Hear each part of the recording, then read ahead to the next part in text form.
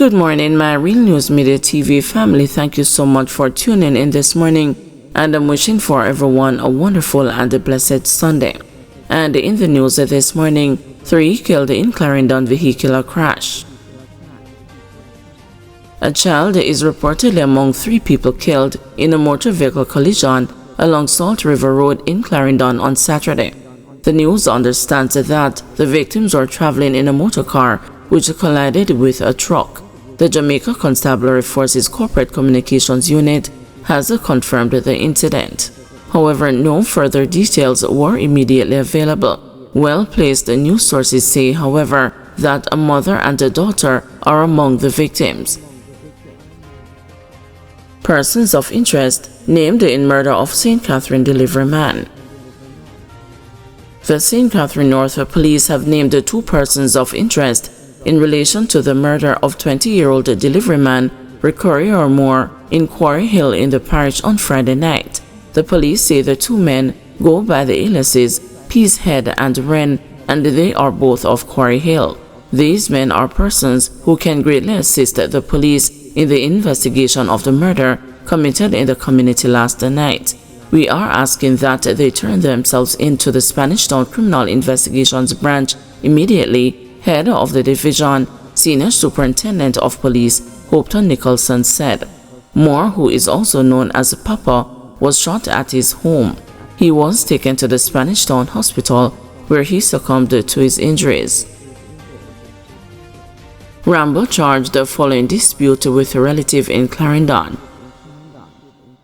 Several charges have been laid against the 49-year-old mechanic Anthony Kiffin, otherwise called Rambo, of Rose Hall District, Sandy Bay, Clarendon, following a dispute with a relative at their home on Tuesday.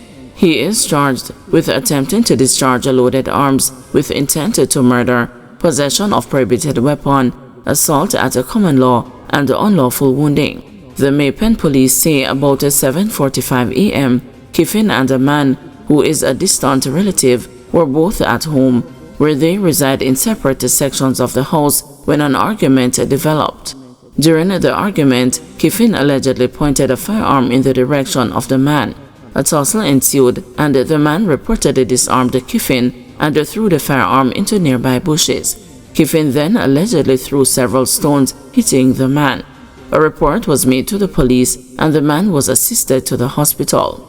Kiffin, who was seen running when the police arrived, was caught and searched.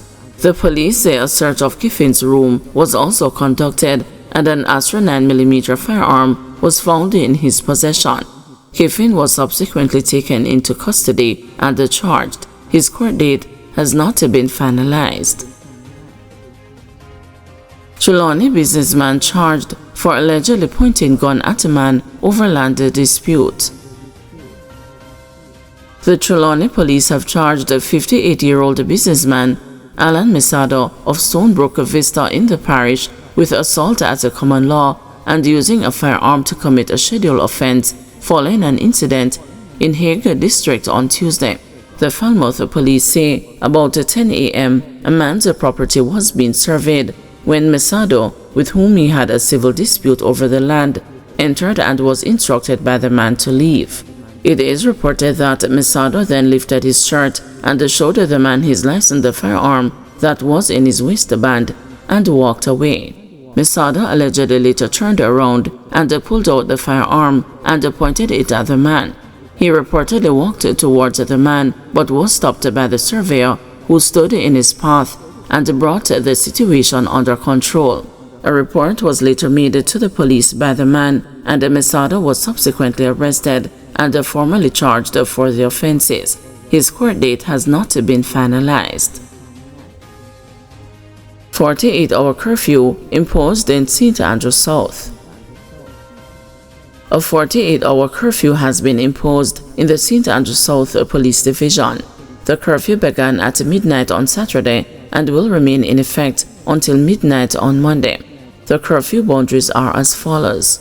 East from an imaginary line at Chisholm Avenue, Maxfield Avenue, traveling southerly to East Avenue, intersecting at Marcus Garvey Drive. South from an imaginary line from the coastal line at Marcus Garvey Drive in the vicinity of East Avenue to Doheny River, west from an imaginary line from the Doheny River to the Kingston Harbor, north from an imaginary line from the Happy Grove community, continue onto Chisholm Avenue, Maxfield Avenue intersection following the divisional boundary. During the hours of the curfew, all persons within its boundaries are required to remain within their premises unless otherwise authorized by the ground commander. Strong support among Jamaicans for the sex offender registry to be made public, says Don Anderson poll. There is strong support among Jamaicans for the sex offender registry to be made public. A new opinion poll has found that almost 9 out of 10 Jamaicans believe the public should have access to the list. According to the latest RJR Gleaner commissioned polls conducted by the Don Anderson-led Market Research Services, the overwhelming response was reflected across all the age and the gender demographic groupings. The survey, which was conducted from May 18 to June 7 among 1,033 respondents 18 years and older, comes amid a growing chorus of calls for the public to have access to the database. The poll has a plus or minus a 3 percentage point margin of error. Mr. Anderson acknowledged that respondents were not asked to indicate why they felt so strongly, but noted that the near anonymous view followed what appeared to be a surge in sex offenses. 9.3% of the respondents said no, while 6.1% did not express an opinion. Broken down by gender, 83.6% of women and 86% of men believe the database should be open to the public. Following the murder of 9-year-old Kelsey Farragon on May 9, Minister of National Security Dr. Harris Chang said Cabinet would shortly receive recommendations for the review of the Sexual Offences Act, including the Sex Offender Registry.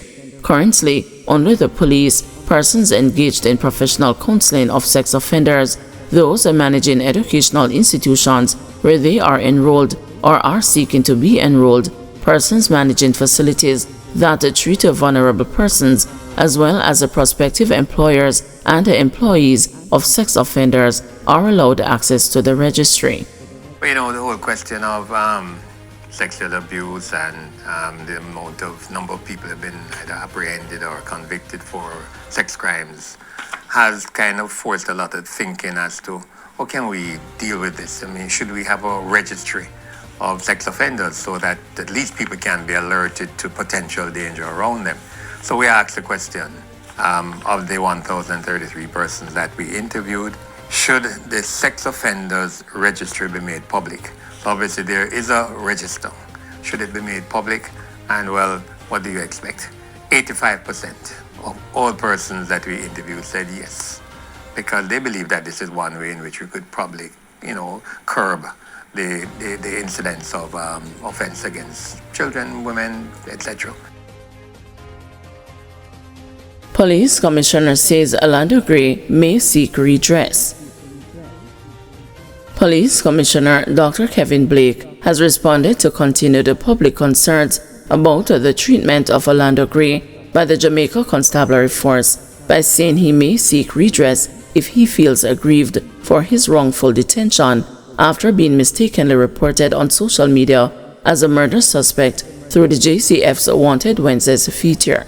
Mr. Gray was subsequently detained for 4 days before the police were satisfied that he was not the person being sought.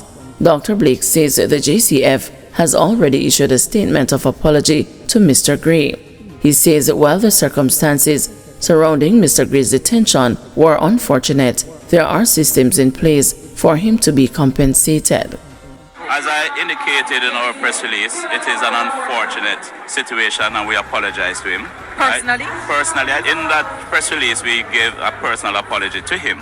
Unfortunately, the nature of policing is that it's not an exact science, and there are times when we make mistakes. We have had persons in custody, not just Jamaica, but anywhere right across the world, every jurisdiction, we have had persons in custody. Remember, persons are innocent until proven guilty. So we can assume that persons, before they are convicted in court, in our custody, are innocent people. And at some point, sometimes, some of these persons are exonerated from the court. And so these persons have similar experiences. That is why the states have systems and ways for redress. And so you can seek redress. But on Friday, Opposition Senator Lambert Brown urged the police commissioner to personally apologize to Orlando Gray. Senator Brown, speaking during the day's sitting of the Senate, said that the same level of publicity should obtain for the apology as occurred when the police publicized Mr. Gray's name. He said that the Minister of National Security and the police commissioner should directly apologize to Mr. Orlando Gray for what was done to him, his reputation, and his family. He noted that Mr. Gray has confirmed that nobody in the High Command nor in the political directorate had reached out to him and apologized. I want to use this platform to call on the Minister of National Security and the Commissioner of Police to directly apologize to Mr. Orlando Gray for what was done to him, his reputation, and his family. Up to last night, Mr. Gray had said on a program elsewhere that nobody in the police high command, nor in the political directorate, the minister, had reached out to him and apologized. And I hope all of us in the Senate will feel the need to say to those in authority, when mistakes are made, it's not enough to throw an apology through the window, but you must go to the victim and apologize to the victim and his family. And do so on camera in the same way we plaster his photograph around the place. Guys, thanks for watching. Please join us this afternoon at 2 p.m. for another news update.